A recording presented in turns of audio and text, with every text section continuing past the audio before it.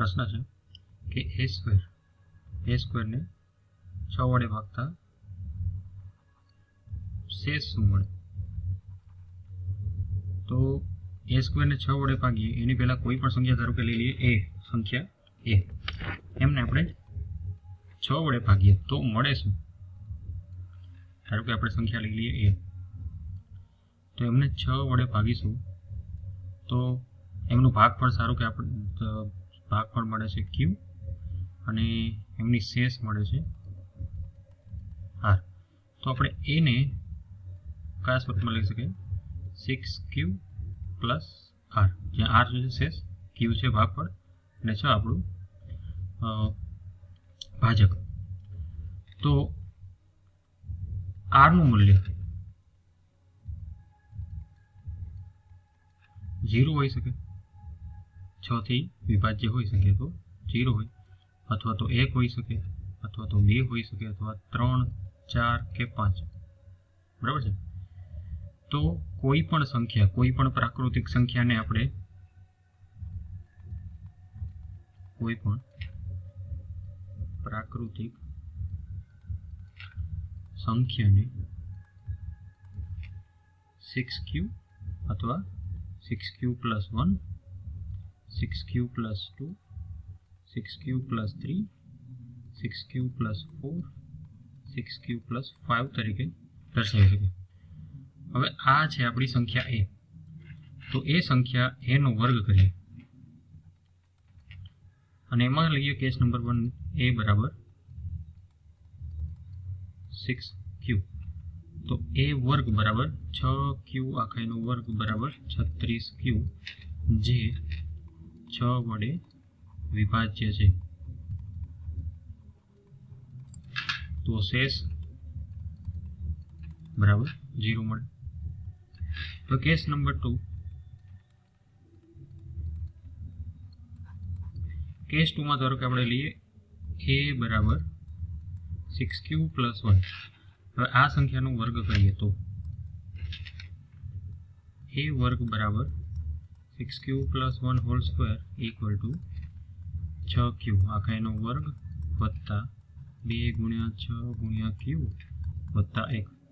હવે આખી સંખ્યા જે અહીંયા મેં દર્શાવી છે 6q આખાનો વર્ગ વત્તા 6 ગુણ્યા 2 ગુણ્યા q, એમને આપણે આવા સ્વરૂપમાં દર્શાવી હતી 6 ગુણ્યા k, અને આ બધામાંથી 6 સામાન્ય નીકળ્યું છે અને પ્લસ 1. તો અહીંયા આપણે શેષ મળી 1. હવે case number 3, case 3 a is equal to 6q plus 2. તો એ વર્ગ શું મળશે?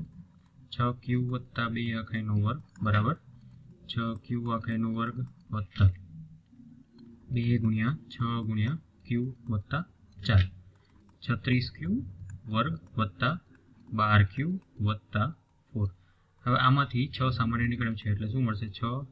6q વત્તા 6 નો વર્ગ, 6q નો વર્ગ વત્તા 2q વત્તા 4. તો અહીંયા શેષ શું મળી આપણને? 4. તો અહીંથી લખી દઈએ શેષ 4. હવે કેસ નંબર 4, a બરાબર લઈએ 6q પ્લસ 3. તો એ વર્ગ શું મળશે? 6q પ્લસ 3 આખાનો વર્ગ શું મળશે? 6q વર્ગ વત્તા 2 ગુણ્યા 6q વત્તા 9. હવે 9 ને હું 6 વત્તા 3 લખી દઉં છું, તો 36q નો વર્ગ વત્તા 2 6 2 ગુણ્યા 6q વત્તા 6 વત્તા 3. આ બધામાંથી 6 સામાન્ય કાઢે તો 6q નો વર્ગ વત્તા 2q વત્તા 1 વત્તા 3. તો અહીંયા શેષ શું મળે આપણને? 3.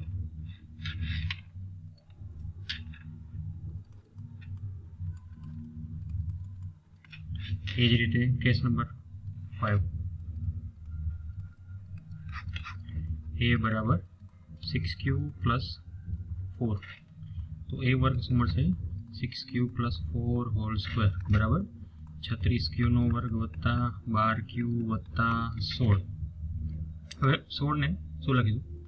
36q નો વર્ગ વત્તા 12q વત્તા 12 વત્તા 4 લખે તો 12 + 4 માં આ જે ભાગ છે એ 6 વડે વિભાજ્ય ભાગ છે, તો એમને લખી દઈએ 6 સામાન્ય કાઢીને બરાબર 6 6q² + 2q + 2 + 4 શેષ શું મળી 4. પછી છેલ્લો કેસ નંબર 6. કેસ નંબર 6 કયો છે? a બરાબર 6q + 5. તો 6q + 5 નો ફરીથી વર્ગ કરીશું, તો a વર્ગ બરાબર 6q + 5 હોલ સ્ક્વેર = 36q² + 6 દુ 12q + 25. તો 36q² + 12q + 24 + 1 લખીશું. તો અહીંયા જે મળશે આપણને આ વાળો ભાગ, હા ને, એ વાળો ભાગ મતલબ 36q² + 12q + 24 એ 6 વડે વિભાજ્ય છે, તો એને 6 સામાન્ય કાઢીને 6q² + 2q + 4 + 1. તો અહીંયા શેષ શું મળી 1. તો દરેકે દરેક કેસમાં જોઈએ તો શેષ કઈ મળી. કેસ નંબર 1 માં 1 4 3 4 1. તો શેષ 1 3 અને 4. આના સિવાય કોઈ પણ શેષ ના મળે. પહેલા કેસમાં 0 મળી હતી, જે 6 વડે વિભાજ્ય હતી, હા ને. તો 1 3 4 0. તો આપણા આન્સરમાં 1 3 4 0 1 3 4 0 ઓપ્શન 0 1 3 और 4 આ જવાબ મળશે આપણને. બીજો પ્રશ્ન કે 6 ની n ઘાત, જો n બિલોંગ્સ ટુ n, મતલબ n પ્રાકૃતિક સંખ્યા હોય તો 6 ની n ઘાત છે 5 ની n ઘાતનો અંતિમ અંક હંમેશા કેટલો હોય? હવે આને લોજિકલી જોઈએ તો 6 ની n ઘાત એમના એકમ અંકની વાત કરીએ તો અલગ અલગ ઘાતો લઈએ, ધારો કે તો 6 ની 1 ઘાત માટે 6, 6 ની 2 ઘાત માટે 36, 6 ની 3 ઘાત માટે 216, 6 ની 4 ઘાત કરીએ તો બી એનો એકમનો અંક મળશે 6. એકમનો અંક 6. હવે 5 ની ઘાત માટે વાત કરીએ તો 5 ની n ઘાત માટે 5 ની 1 ઘાત માટે એકમ અંક 5. ઓકે, 5 ની 2 ઘાત માટે 25, 25 નો એકમ અંક 5, 5 ની 3 ઘાત માટે એકમ અંક 5, 5 ની 4 ઘાત માટે એકમ અંક 5. તો 6 ની n ઘાત ઓછા 5 ની n ઘાત, એમાં n નું તમે કોઈ પણ મૂલ્ય લો, n બિલોંગ્સ ટુ n કીધું છે, એટલે 1 થી લઈને અનંત સુધીમાં તમે n નું કોઈ પણ મૂલ્ય લો તો આમના એકમ અંકમાં 6 મળશે, જ્યારે આમના એકમ અંકમાં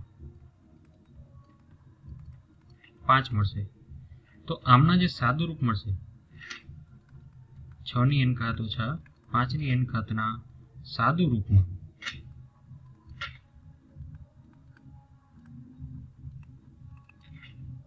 એકમ અંકમાં હંમેશા